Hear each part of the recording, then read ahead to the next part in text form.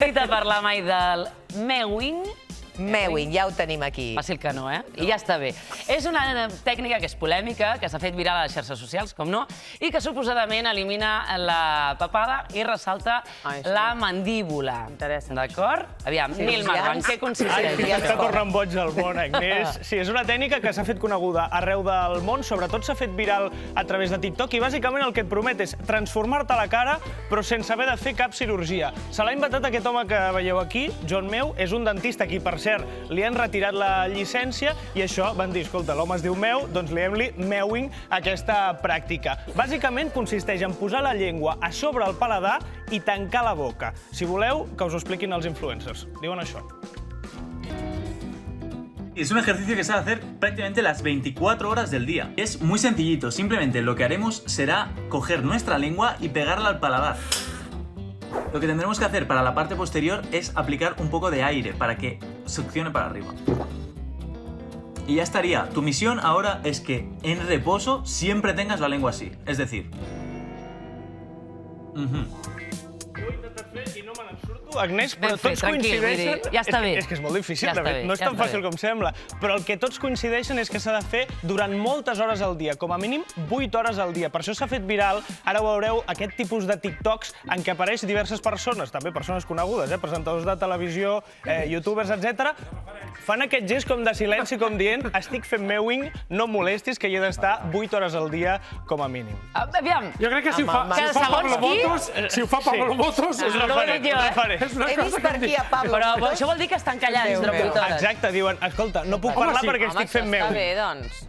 Si Pablo Motos calla Bueno, va. Si entra Pablo Motos, Aviam, és una moda, com dèiem, que efectivament genera molts dubtes i que critiquen alguns professionals de la salut. Avui ens acompanya l'odontòloga María José Guerrero. Bona tarda. Bona tarda. N'havies sentit a parlar? Sí, n'havia sentit a parlar, però el primer que m'he trobat és que les meves filles n'havien sentit molt més que jo. Què dius? Clar. Resulta que jo em criden de la tele, jo arribo emocionada, arribo a casa i li dic a les meves filles, tinc una nena de 10 anys, una de 18, i els dic, nenes, em criden de la tele, ah, sí, mama, de què parlaràs? I dic, doncs mira, del mewing. I quan dic mewing, resulta que em giro i la de 10 anys em fa. No. No pot ser, no pot De ser. debò? Clar, jo tenia el problema de que estava buscant en literatura científica i elles estaven buscant a TikTok. I aquest és el Que gran drama. és el paradigma, diguéssim, seria això. Què et sembla, tu, aquesta tècnica? Una barbaritat. Aquest és el resum. Aquest és el resum. Per entendre la barbaritat que... Bueno, m'he portat aquest fantoma que m'ajudarà una miqueta.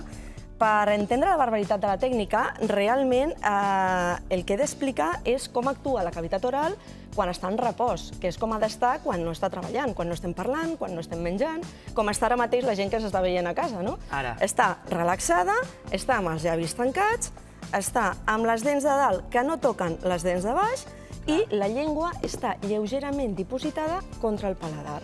Llavors, d'aquesta manera, la nostra musculatura, la nostra articulació està relaxada.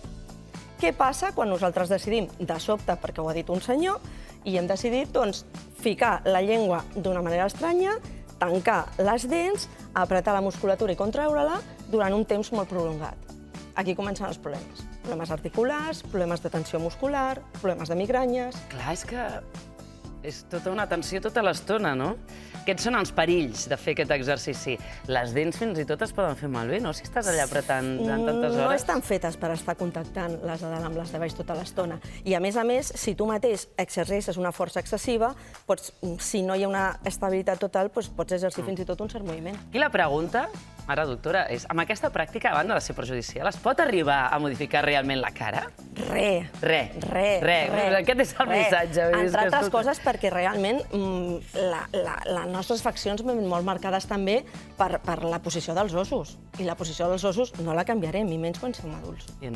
Molt bé. Per exemple, hi ha altres tècniques més tradicionals, no? De qui vol mastegar tot el dia xiclets per muscular...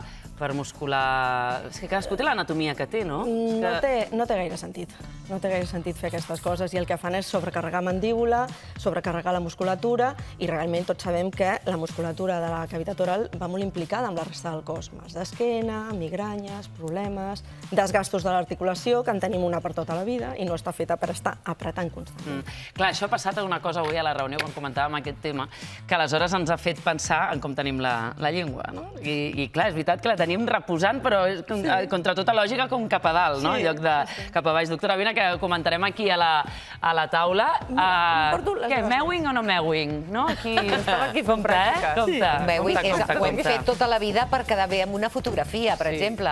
Però això són modes, perquè ara resulta que això està bé, posar-se a tenir treballar la això mandíbula. per fer més gran... A veure, és com el ioga facial, que també està molt de moda per xarxes. Tot això està bé, però clar, fer-ho tot el dia sense parar, doncs com que no, Jo ja em perdo, també t'he de dir, en la pressió estètica aquestes en què estem immersos tots, ja has d'estar pendent de tot, de la papada, del ioga facial, dels pits, del cul, ja dono l'abast. La llengua em preocupa poc, em comença a preocupar aquest òrgan d'aquí dins del cervell humà, perquè la gent no està bé. No, és gros, és gros, a veure. Hem vist imatges de gent que està al migdia al gimnàs, que dius, escolti, vostè no treballa? Ja no expliquem. Això és un altre tema, però, esclar. Saps? Vull dir, no anem bé. I escolta, cadascú té el cos... És molt important això que has dit, especialment per les noies joves. És a dir, ja hi ha prou pressió estètica. Però aquesta pressió estètica... Com perquè algú jove, abans ara ho deia el Nil que té 20 i escaig anys... Sí, 23 o 24. Només faltaria que tingués papada, no? 24. Però pot tenir papada una persona jove. I no, ja està. No passa res, és el que dius tu, és la natura. El senyor que ho ha inventat no era Brad Pitt, tampoc, no? Ja. És el primer que vaig pensar quan el vaig veure, perquè no li va funcionar. Perdona, El pájaro aquest té molt de webbing o de... Ara que ho has dit, tots hem anat a mirar-ho, això, no? Ens hem fixat a veure com tenia mandíbula. Per cert, això sí que és seriós i tot, però compte perquè hem llegit una notícia al diari ara que ens ha posat els pèls de punta i és aquesta. Milers de britànics que s'han d'arrencar els queixals a casa perquè no arriben a poder pagar al dentista, no? Que no troben professionals que els puguin atendre a través del Servei Públic de Salut. Traiem el cap al Regne Unit, saludem el corresponsal i autor d'aquesta notícia, en Quim Aranda. Bona tarda.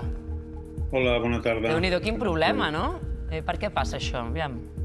És un problema per molta gent, sobretot per la gent que no es pot pagar al dentista. Passa perquè no n'hi ha, perquè dels 43.000 professionals que hi ha al Regne Unit, només la meitat treballen amb tarifes de l'NHS. I cada vegada els que treballen amb les tarifes de l'NHS, de la Seguretat Pública britànica, no volen fer-ho perquè no els hi surt a compte. Només un de cada 7 pacients d'una ortodòncia va a un privat, però un privat és molt més rendible que no 7 pacients del sistema públic britànic. Llavors hi ha llocs de Regne Unit que són completament deserts. Al nord, a Gal·les, hi ha molta manca de dentistes de l'NHS. Londres és una excepció, només hi ha un 10% de mancança i això provoca tota mena de problemes, no? I pot provocar, doncs, per exemple, una manca de detecció de càncers de boca o un problema molt greu per als nens. Hi ha hagut en els darrers 5 anys 100.000 nens que han hagut de passar, han acabat a urgències hospitalàries per una càries. Cosa que és indica també problemes d'alimentació, etc. Però Déu-n'hi-do. Quim, tenim una fotografia, perquè clar, aquí dius, bueno, però com la gent no en pot fer a casa, això, a banda del dolor i de la desesperació d'haver-ho de fer.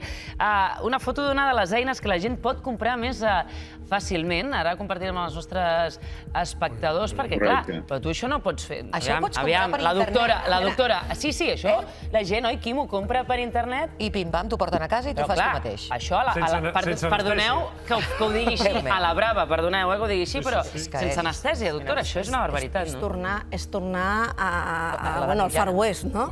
Realment és una barbaritat. No, aquest tipus d'instrumental no tindria que arribar a la població, tindria que arribar a les clíniques dentals, que és on toca. Realment sí que és greu, és un problema greu. El sistema anglès no s'assembla al nostre, afortunadament al nostre. Nosaltres sempre prioritzem i sempre recomanem que al marge de les bromes que hem fet abans amb el Mewing i demés, el que és fonamental és que confiem la nostra salut bucodental en un dentista. Amb un dentista, aquí podem escollir entre la sanitat pública i la sanitat privada. És cert que la sanitat pública no ofereix tots els serveis que pot oferir la privada, però, lògicament, a nivell de tractar el pacient, infeccions, extraccions i demés, està perfectament cobert, perquè vas a un CAP, vas a un centre d'atenció primària i t'atenen sense cap mena de problema. Clar, és que compte, això que estava dient el Quim, 100.000 nens han hagut de ser atesos a urgències en els últims 5 anys per càries, per una complicació d'una càries. Quim, disculpa. Si em permeteu, Agnès, és que hi ha una enorme paradoxa, perquè aquí tot el tractament dental fins als 18 anys és de franc. Per exemple, a diferència del que passa a Catalunya o a Espanya, els famosos bràquets que tants adolescents necessiten, aquí no es paguen fins als 18 anys. El problema més greu és que no hi ha ortodòncies o dentistes que te'ls posin. Especialment, ja dic, al nord d'Anglaterra, a Gal·les, a Londres és una excepció, però és una paradoxa totalment absurda, no? És incomprensible. Hi ha diners per pagar bràquets per tots els nens si calgués, però després no hi ha diners per tractar-los d'una càries en determinades zones del país.